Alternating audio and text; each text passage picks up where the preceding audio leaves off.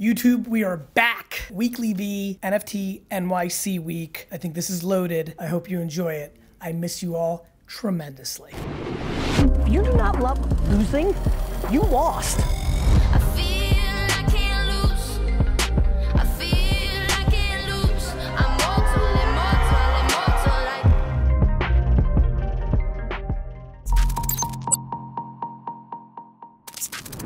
And to be very frank with you, economics are not my driver. So much of my behavior is countercultural for a businessman, hence the book you're reading. The argument I'm trying to make is if you actually cared about good things, I have a funny feeling all these things that all of you want has a much better chance of getting there. Like I'm the alpha of my hypothesis. But then what makes it feel like it has validity is I'm not just looking at me, I'm watching very carefully and I'm like, wait a minute, the nice people actually are winning long term. Bad people can win in the short term, but reputation matters. Look what's going on in our society. We're having a massive collective day of reckoning with bad behavior, right? And I will spend the rest of my life trying to change popular culture around this issue.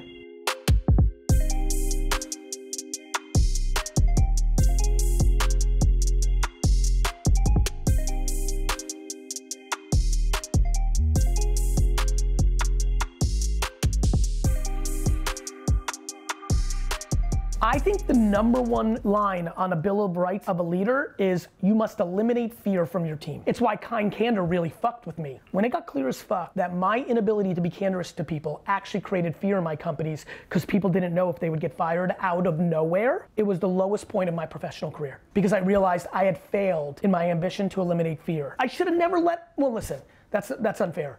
I grew up in a way DNA-wise, parenting and circumstance and the way I naturally navigated that really demonized confrontation. And I've refined it now. Undressing somebody inappropriately in a room is very different than not being able to go to somebody in a separate meeting, sit down, and respectfully and kindly deliver critical feedback. But I viewed all critical feedback as negative because most of what I saw with critical feedback in my youth was delivered so poorly that I was unable to dissect the vessel delivering the feedback from the value of feedback. Thank you. See you, brother. Thank you, man. Cheers. Thank you so much. Bye-bye. Okay. Yeah, it was 12. Right, this is it. So yeah, 12 DeBrosses used to be a co-working space called Sunshine Suites, and this is where VaynerMedia started. Mike Boyd's interviews from that viral clip, put it right here right now if we're doing a Daily V, of like Mac Miller interviews were done in there. Wow. Yeah. Yeah, it's just so like all these interactions, all this time. This is really the first time I felt like this since 2007. Austin in a confined area for South by is probably a little bit better because it's just New York's so fucking big and it's all over. But it's the same feeling. Like meeting people that you met on Twitter in real life back then was the first time that ever happened. And like the way the NFT macro ecosystem's working is very similar to Web 2. Different because we're more mature. It's like the internet is more mature, but it's still the same feeling of like, wow, I've like really interacted with these people. I really kind of, it's a real community, and now we're meeting in real life.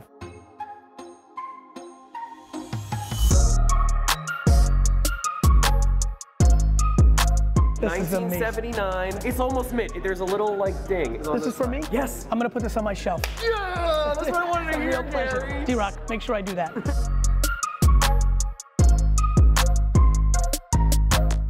D-Rock just informed me that this is WeeklyVee, not DailyVee, so I apologize for the prior reference. The reason I came so hard to NFTs is because the sports card industry was pushing me out because they thought I was pumping and dumping when I didn't sell a single fucking sports card. With this world, you could follow me. You could see my behaviors. So I'm like, this is fucking awesome. This is transparency. You could see what I'm doing. It's all right there. Fuck you. I would never ruin my fucking reputation to make $8 on a fucking Kevin Durant rookie card. You fucking idiot. I made enough money long ago. You think I'm really gonna pump some fucking bullshit PFP project to make $80,000 in 24 hours, you fucking asshole? I'm not. And I know a lot of people do, but that's why I came to this world, but I don't want the power. I do not want it. There's nothing in it for me. Talking to my mirror like I love you so much. Curving on my critics like I heard you, so what? You can't kill my confidence, I think I'm the man. Oh, this is really cool. Lately I've been living like I can't take a loss. They ain't wanna help me, that's what made me a boss. You can't kill my confidence, I think I'm the man. because people have invested extraordinary levels of money into your art. Do you feel like you have to execute for the next years to justify those costs? And does that weigh on you? Like, how does that sit with Beeple? There is pressure, but it's not hard for me because at the end of the day, I was doing this for free for 20 years. I was getting up and trying really fucking hard to make digital art the best I could for 20 years. Before anybody gave a shit, before anybody would pay for it. And so that's where it was like, wait, so now people are gonna pay a lot now? And so I think at the end of the day, all I can do is get up and try really fucking hard, and that's it. And like, that's what I was doing before, and that's what I'm doing now. And so that's it, like, that's all I love that. Seriously.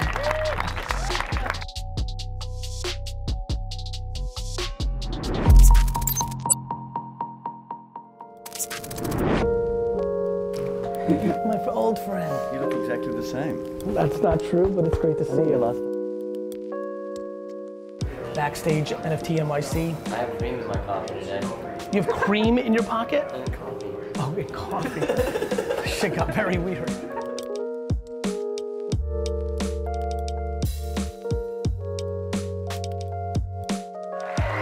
New York, what's good? When it's on the pre-dawn of the moment, that's when I jump. Kevin Rose and I are talking, and he's thanking me because I got him to buy some Jordan rookies at a really low price, and we're really nerding it the fuck out. And then he goes, do you have a punk? And I'm like, what's a punk?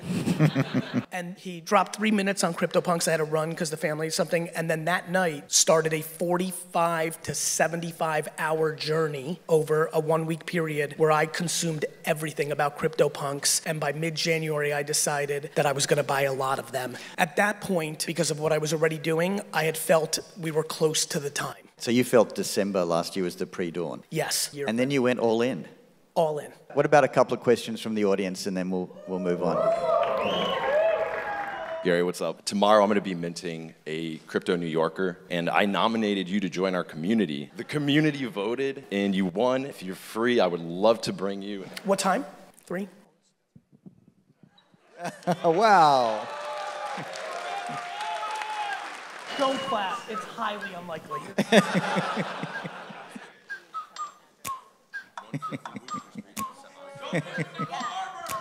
Fine. Slide with me if you feel like 550 on the 5 sticky, come get high with me, that's a deal, right? Ride with me. On how to get above all the noise that's out here, all this crap that's everywhere. Is there any, like, for someone just starting out, or is it just... I think it's executing within Discord and Twitter. Okay. And it's like, you know, everybody sees this version of me. Yeah. Nobody saw the 2007 version of me that lived on Twitter for 11 hours a day for 4 years. It's always the reps you put in. The way to break above the noise is to put in the work. And get fucking lucky. You know what's funny? I think, yeah, look, I think luck... the media underreports the luck factor. I think luck is real, but I think luck is an incredibly dangerous thing to attach yourself to because then it becomes your excuse. Look, I was born in the Soviet Union. I'm lucky to even be in this country. Right. I'm lucky because my mom built self-esteem. Like, I believe in luck. I'm lucky that all this shit came out when I was alive. I could have been born in the 40s. But I also believe if I was born in the 40s with all the same shit, that I would own 7 fruit stands and have a good life and have a good family. You know what I mean? Yeah. Don't fall in love with luck. It leads to a lot of unhappiness. I'm just saying it's underrepresented. And I'm saying, whether it's true or not, if you have a relationship with luck that you deploy against everybody else, you will never be in a good place. Promise, brother. Yeah. I promise with all my fucking heart. I hear you, bro. Hey, coming down like precipitation. I ain't never met a limitation. Hate applying my elimination. Gotta go to Google for the information. Bye, everybody. Damn, what a way to start the week. That was definitely something. I mean, that shit that I was just in, that's not comfortable for most people. Of course not, yeah. You take time. I know, People yeah. appreciate that, Gary. It's the thing that somebody wants. People want to be heard. Yeah, and sure. by the way, I'm not doing it because I know they want to be heard. I'm doing it because I want to hear them. Like, that's what I'm trying to teach people. It's like, if you're not doing it for the right reason, it doesn't matter if you do the right tactics. Sure, yeah.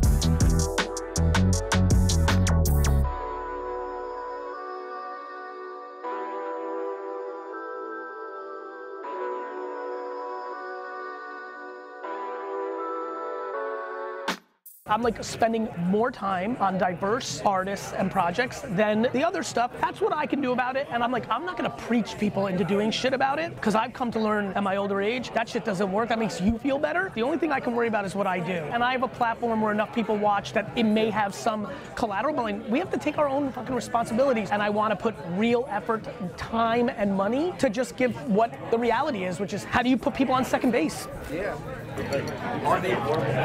What's up, man? What up? Hi, buddy. I was doing an interview earlier, and the people who were interviewing me were like, Gary's doing like 60 interviews a day. I'm like, so there's 11 Garys roaming around. There was somebody who genuinely once wrote me about 2 years ago a very complex, science-based email genuinely asking me if I cloned myself. And then I Googled him, and he's like this like hardcore scientist in Europe, and like really like broke it down. It was like in a weird way like the greatest compliment of all time.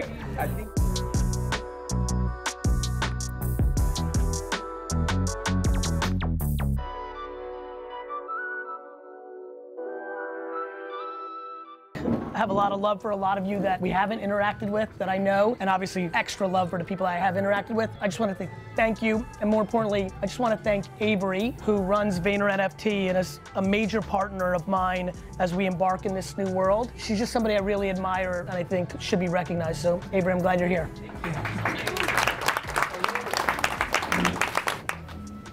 Talk, eat. What was really fun about that vlog is I'm really trying to be thoughtful about giving roses to people while they're here. And what's great about weeks like NFT.NYC is people are in town in a world where everyone's busy. Getting 15 minutes scheduled together is fucking impossible. So it's nice for the serendipity and get to give some love, and that's like so important to give love. So heard you, don't say none when I hit a curve. You sip my tea like it's herbal. Watch it come back full circle. Knew this life was eternal when I hopped over hurdles. I so universal, you see me with my circle. Had to listen, man, listen. This thing right here wasn't given. I'm whipping this to precision. Before you talk, homie, listen. They love me for my ambition. Paper chase, palm itching. I brag different. The flow ignorant. Got them hooked. They kept fishing. How's it going? Hey Mark, what's up, brother? One of the reasons it was very easy for me when I really dug in late last year to believe in this was actually because of Farmville on Facebook. There was two things that happened to me during that era. Farmville on Facebook, oh my God, people are buying these digital sheep because they want the social currency to show their friends they're good at it. And then Zay Frank, I don't know if you remember Zay Frank, remember?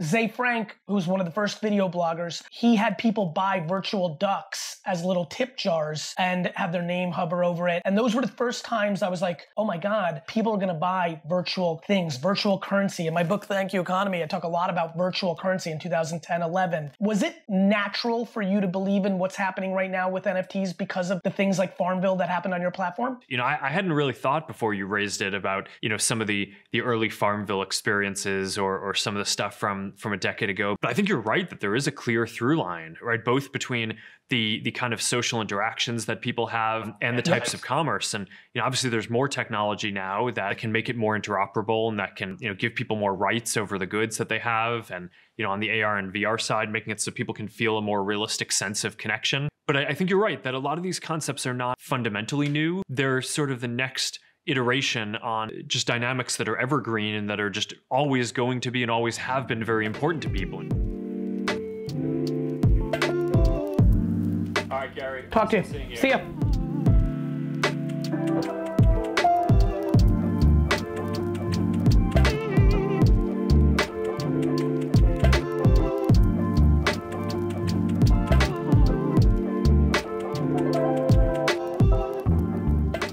Flip this, Garyvee fans. Here's what you don't see. August 13, Paul versus Vaynerchuk. What's good?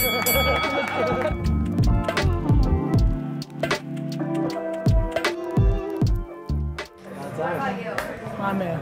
How are you, bro? I'm great, Elliot. I was just so excited about the space, and like I got in heavy, and then I pulled myself back from it, and I was like, do I want that? Like, do I? It's a good question. It's a like rhetorical, moral question for me, where it's like, do I get involved and build that world, or do I just build myself and just like disregard that and be happy with regardless what I have. Because I don't want the chase for the chase. I want the chase for for love. Like, does it make sense? Of course it does. I'm following completely. So how did you do it personally? It's more intense for me. The thing that kind of makes everything palpable for me is good intent. Yeah. I want nothing bad for anybody. I want to make myself happy. I want to create. What's the intent? The intent is to enjoy my daily process and for me. And then because I'm good, I can give.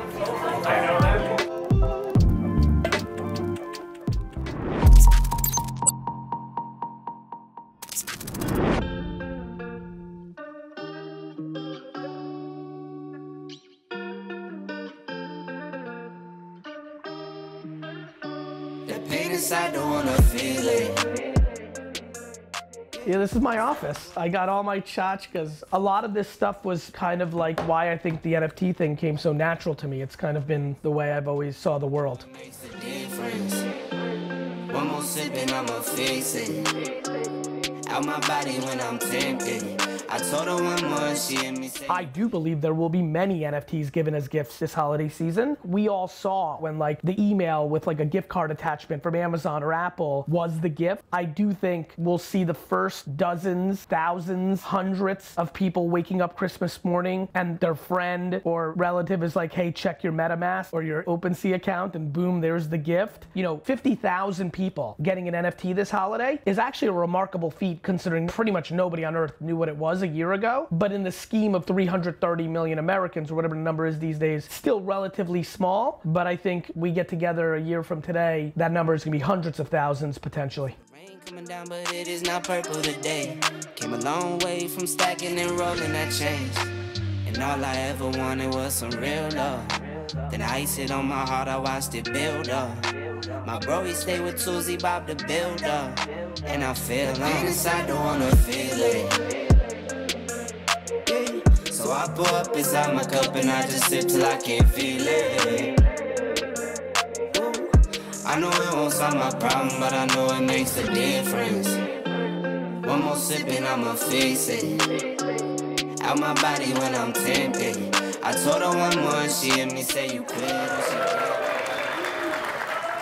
The thing that really stands out for me in the difference of Web 2 and Web 3 with brands is in Web 2, everyone in the audience was building on top of communication, not consumerization. So it was about how we communicated. So when brands came in, there was a lot of pushback because it was business. In this space, unless you're a hypocrite, I think we can all agree, way too much energy is about the financial part, which I think is a vulnerability for our space right now. If you look very carefully, 80% of the fuckers in this space right now are day trading digital assets. And so,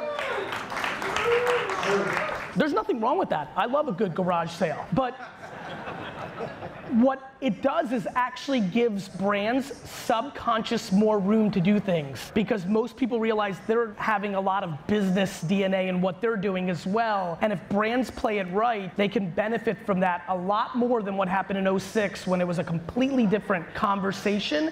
And I think that lends itself to a huge opportunity to all of you. Much like I've told you in the content about getting to influencers on DM, I still believe that this is so hot and there's so much momentum that there's somebody who literally launched a project 3 weeks ago that can make a JV with a national bubblegum brand or a cereal brand. And I hope this gave you some insight to how they're thinking. And I hope everybody here has a tremendous time this week. And I hope everybody follows my Twitter tonight, because I'm throwing a secret wine party, which I haven't done in a decade. I've got a fuckload of wine. I have no idea where I'm doing it. And as soon as I find a spot, I'm tweeting it out. So I hope I see every one of you fucking people tonight. Thank you so much. Thank you.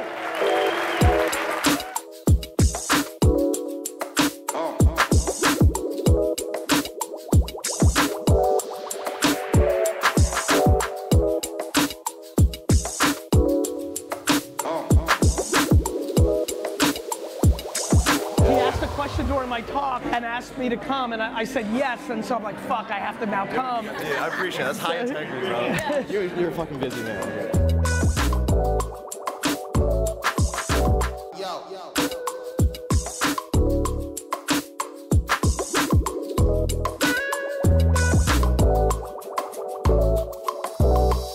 much to have you here. Thank you. It's the first IRL mint of your life, am I right? Firm. What does that mean for the future of this space, in your opinion, right now? Go. That other people will do it too. Why?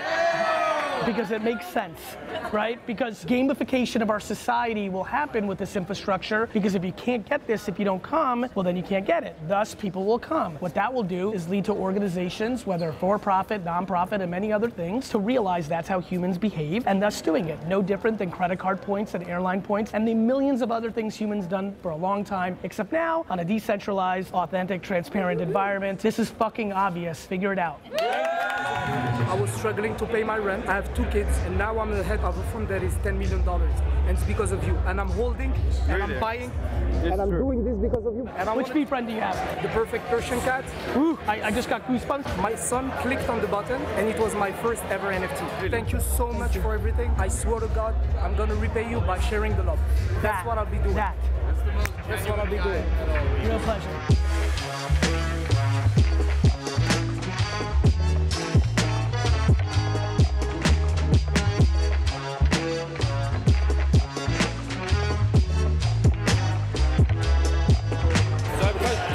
Set goals as a creator without limiting myself, but that are practical. Give me a for instance. I want to make sure I'm capturing your essence. If say I want to have 1 million subscribers by the end of next year.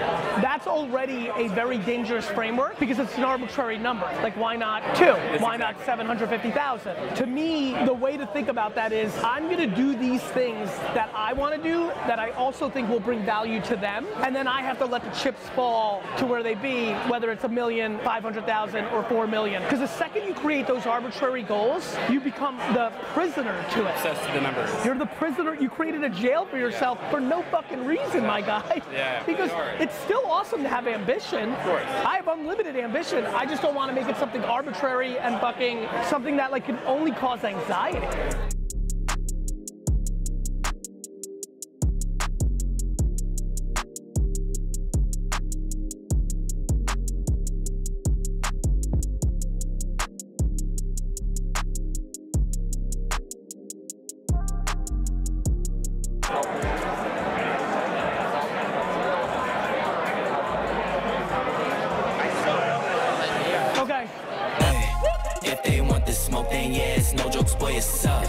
In the end zone, that's a TD, we finessing job. Filling up the stat sheets and they knowing that's a plus. Back to back, highlight plays, all my moves is tough. Watch them all die out, I'll be killing. All right. Who wants shirt? What's good? What's good? Can I get fresh off the game? Let's go! They be betting all us calling plays out the books. Little bit of prayer, hard work, that's all it took. But what's the problem with being successful at 39 instead of 26? I think the biggest issue for me is I really want to give back to my parents, because they But don't you think your parents would be more upset if you were anxious and unhappy in the process of potentially even burning yourself out because you were so impatient to try to help them, it burnt yourself down? Yeah, I think they would be sad. I think they'd be sad too. So I got a message. Cool. Be patient. Cool. Thank you. How can I like practically move forward with this mindset of like, this is my future, this is my goal that I want to like, I fell in love with. What's stopping you? Developers, and like not even developers, just the idea that Who's a developer? I got in this space a couple months ago. She's a developer. There we go. We're good. Next. The reason I did that was you can find a developer. The developers aren't the problem. The problem is either a lack of patience or a lack of confidence. And the lack of confidence usually comes from actually caring what everybody here thinks. Well, then if you don't give a fuck, then just do it. Appreciate you, man. Got you. Can I get a picture with you? You can. I just want a quick question with you about just music. Like, I'm an artist myself, I'm trying to get it out here in the NFT spaces. Just one advice that you would recommend, like just put as much music on TikTok as humanly possible. Worry about the fucking blockchain later. Get leverage of having a community. Everything will work itself out. TikTok window for virality is going to close in the next 2 years. Fucking go as hard as you can on that platform. Gotcha. Got it? Gotcha. Can I just get a quick picture with you, brother? Gotcha. Fuck, I look like stressing. I be finessing. Dolo in my section. Built like a blessing. Fuck, I look like stressing. I be finessing. Last year I was never thinking we would be doing this.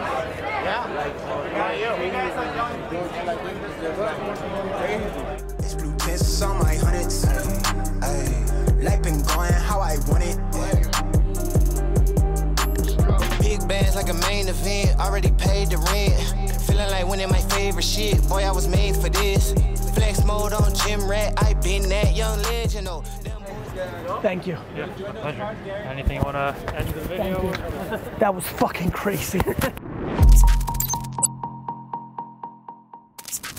Props and Drops Nation, what is good? There's a lot of kids in the space right now who are the champion of NFTs in their family and friend network. All their families and friends told them it was a scam and bullshit and garbage, and they've won. They look like the winner. If what happened with internet stocks in 1999 happens with NFTs, where everything loses 80% of its value because of a crash, they now are the loser. So now the narrative changes. This is what happened with the internet, by the way. This is what they said about Facebook stock. This is what they said about Snapchat stock. This happens. My concern is these are kids who are incredibly insecure, whose entire self-esteem is wrapped up right now into their winning in NFT land. If and when it crashes, will they have the stability emotionally to deal with not only, oh my God, 80% of my net worth was in these 5 NFTs and now it's nothing, but can they face their circle? I'm incredibly worried about this. Hence why I keep saying over and over, be thoughtful, play with money that you can afford to lose. Don't get caught up in the FOMO, be patient. Don't overflex if you're winning right now with your friends, because then you're gonna have to reconcile with that. There's a lot of kids that don't know how to deal with success. You're shitting on your friend for 9 months, now they get promoted and they're making 30K more, and your fucking snail and fucking raccoon went from 80K to 4K.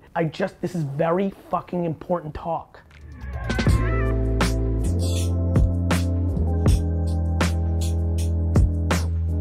Discord was good. First access of VeeFriends happening right now. Say what's up. What's going on, Discord? Tell them who you are. Alec Hansen, modeling podcast, Podcast Panther holder. The first access token being executed, it's a Podcast Panther. Why is perspective important? Because it's your actual life. Nobody's happy. Democrats not happy, Republicans not happy. 20-year-olds not happy, 60-year-olds not happy. You know why this is happening, right? Because prosperity is the gateway to anxiety. People have it too good. When you're fighting for food and shelter, you don't give a fuck about a slang term somebody used that you think was, like, you're just fighting to live. Of course you're upset about the milk that was put in your Starbucks. Your life is phenomenal. Of course you're frustrated that your Wi-Fi's out in your house and you can't watch your Netflix show. Your life is sensational. Of course you're mad about something that somebody said on Twitter. You're not running for your life. People at war. What the fuck?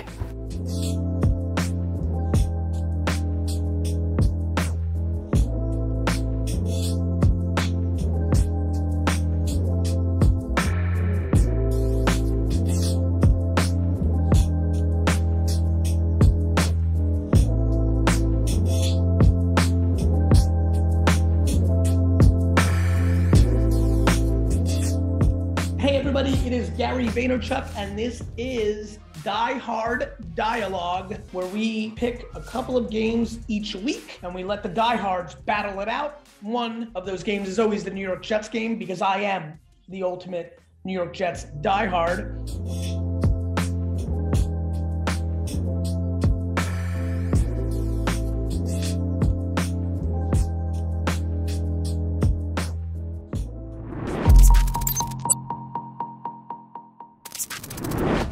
This is a rare, narrow escalator. I like the narrow. I think it's more efficient. I think escalators are too wide. I think it's a problem.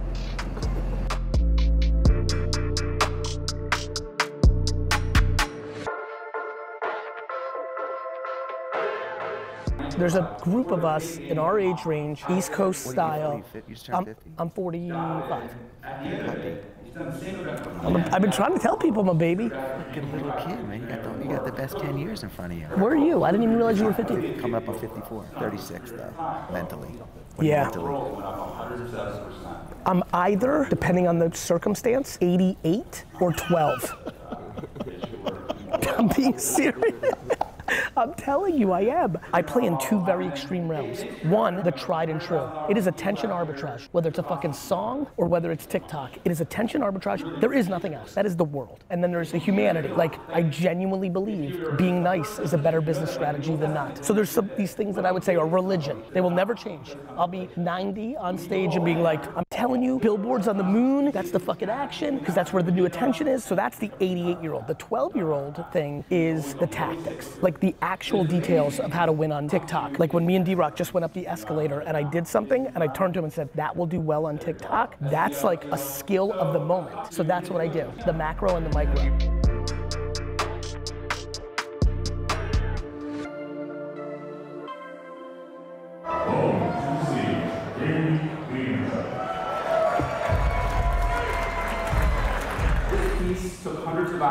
thousands of pieces of broken records. The theme of it is almost a Last Supper kind of element with, I think, some people that Gary highly values. And so if you'll drop the curtain there. Ugh, jeez. It's Tamara, it's Sasha, it's AJ, it's Lizzie, and of course Gary. Thank you. It's amazing. Thank you so much. Really, it's unbelievable. Dude, thank you so much. It's so kind. I love how everybody has an opinion on NFTs, that they're a scam or they're Beanie Babies or it's a fad without doing an hour of homework. We have become a headline reading, hot take society. That's a bad strategy for actual business. I think you should change it. If you don't understand the concept of smart contracts on decentralized blockchain, it will affect your business in the next 10 years. The 7 people that raised their hands, you can chill a little bit because you're gonna be golfing and drinking margaritas. The rest of you need to really focus on 20 to 50 hours of curiosity and homework. And I hope these minutes together at least gave you a little something to push it through. And I appreciate all of you so much. I wish you well. Thank you.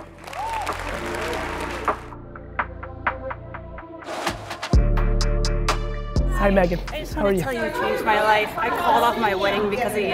Wow. In a 7-year relationship, I quit my job. I started a new business. Good for you. I'm making 6 figures, and I'm proud of you. I'm just such a huge fan. I'm proud of you. I'm sorry, no personal conversation. No, it's okay. It was really worth it. You feel good? Yeah. I saw a video of yours, and one day just hit me, and I was like, this is not for me. Good for you. I'm so fucking unhappy. Good for you. I'm proud of you. So much. Proud of you to have that courage. Baby girl love my bop and I like me too. No roof on my top and my babe see through. Hating on the pen, don't stop, they ain't gon' feed you. I've been all on my grind, so why I need you.